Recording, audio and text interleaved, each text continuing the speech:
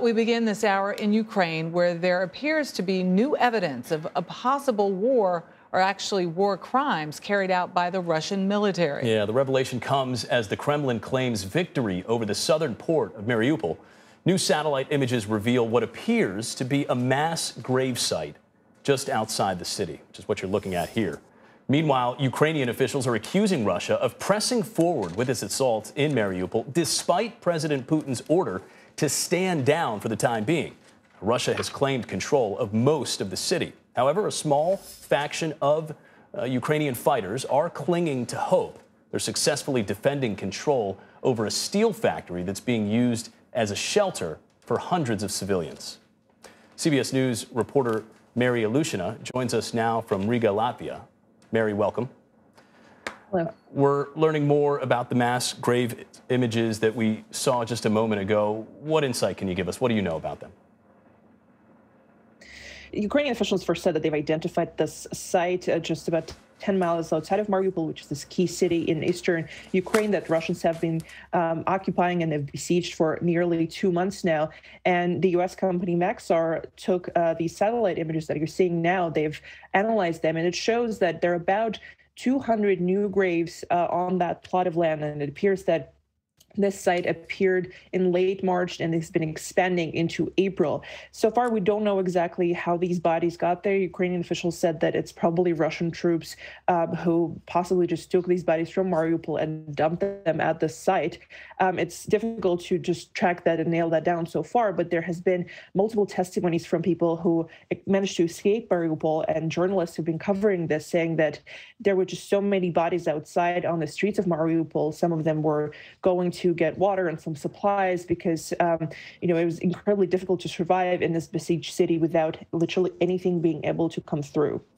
Well, Russian forces have over 100,000 Ukrainians trapped within that besieged city. Do we know anything about a possible evacuation plan?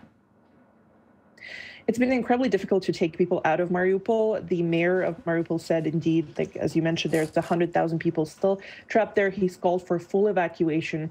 But the Ukrainian deputy prime minister said that so far that doesn't seem to be feasible because of the huge risks on routes.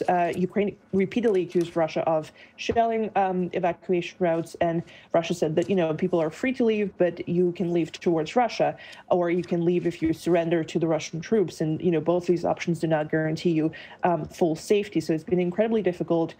This week, about 76 people managed to take the bus out of Mariupol. But obviously, with the amount of people that actually need this evacuation, it's a really small number.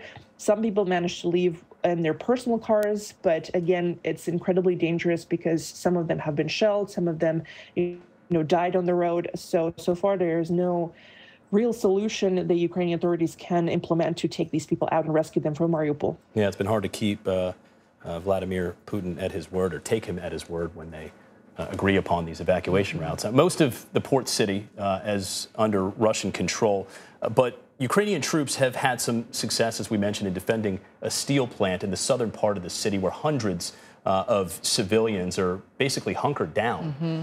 What type of implications would the capture of this plant have for the overall war, not to mention the implications to the civilians who are essentially trapped in there? Well, I think there are two possible things that, if Russia indeed captures Mariupol, first of all, it's very important for them domestically because that would mean it's their first real significant success in a nearly 2-month-long war. And they haven't had a lot of successes as they've stalled in multiple directions before and had to retreat from Kiev.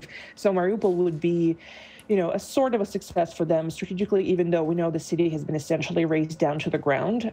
Some people speculate that the upcoming Victory Day parade on the 9th of May in Russia is going to be a really key date for Vladimir Putin to have something to show for this campaign.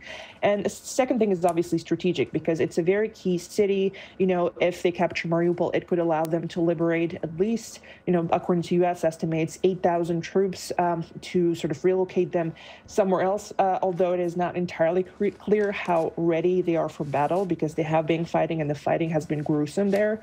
And another thing, it would allow them to move further and achieve this goal of having a land bridge with Crimean Peninsula, which Russia annexed in 2014. And as we've heard today, this is one of the goals that they are now having in what they call their second phase of the operation. Pictures and video out of Mariupol are just devastating. They never get easy. Death, destruction. Yeah. Amazing, your reporting. Mary Ilyushina, we thank you for speaking with us. Thank you.